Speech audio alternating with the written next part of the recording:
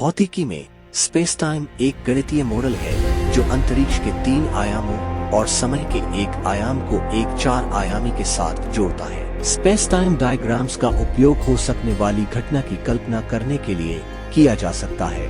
20वीं century तक यह माना जाता था कि ब्रह्मांड की त्रि-आयामी ज्यामिति एक आयामी समय से स्वतंत्र है। भौतिक विज्ञानी अल्बर्ट आइंस्टीन ने अपने सापेक्षता के सिद्धांत के हिस्से के रूप में स्पेस टाइम के विचार को विकसित करने में मदद की। अपने अग्रणी कार्य से पहले भौतिक घटनाओं की व्याख्या करने के लिए वैज्ञानिकों के पास 2 अलग अलग सिद्धांत थे।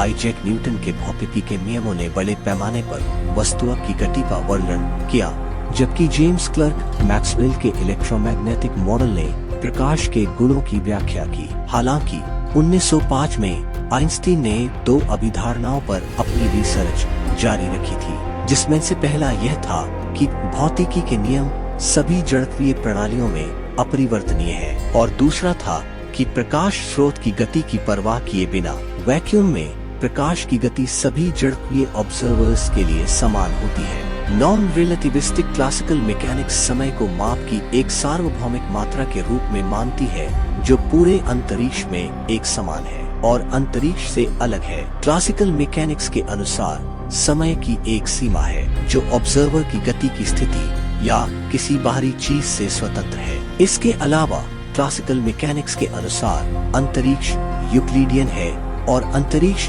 सामान्य ज्ञान की ज्यामिति का अनुसरण करता है। स्पेशल रिलेटिविटी के संदर्भ में समय को अंतरिक्ष के 3 आयामों से अलग नहीं किया जा सकता है, क्योंकि ऑब्जर्वर जिस पर किसी वस्तु के लिए समय गुजारता है वह ऑब्जर्वर के सापेक्ष वस्तु के वेग पर निर्भर करता है। जनरल रिलेटिविटी इस बात की भी व्याख्या करती है कि कैसे गुरुत्वाकर्षण क्षेत्र किसी वस्तु के लिए समय बीतने को धीमा कर सकता है। साधारण स्थान में एक स्थिति को 3 संख्याओं द्वारा स्पेसिफाइड किया जाता है, जिसे आयाम कहा जाता है। कार्तीय कोऑर्डिनेट सिस्टम में इन्हें x, y और z कहा जाता है। स्पेस टाइम में एक स्थिति को एक घटना कहा जाता है और स्पेसिफाइड करने के लिए 4 नंबरों की आवश्यकता होती है, जैसे कि अंतरिक्ष में त्रि-आयामी स्थान, साथ ही समय में स्थिति। एक घटना को कोऑर्डिनेट्स x, y, z और t के सेट द्वारा दर्शाया जाता है। स्पेस टाइम इस प्रकार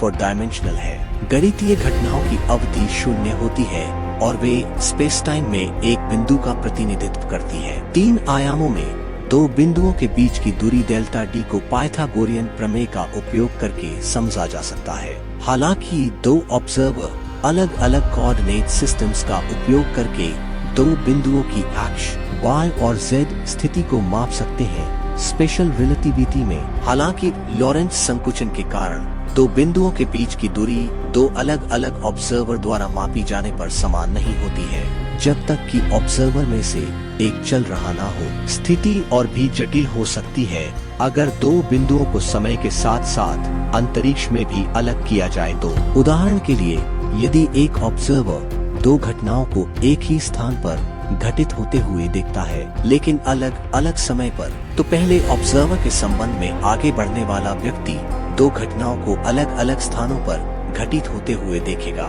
क्योंकि वे स्थिर है। इस प्रकार 2 घटनाओं के बीच दूरी को मापने के लिए एक अलग उपाय का उपयोग किया जाना चाहिए।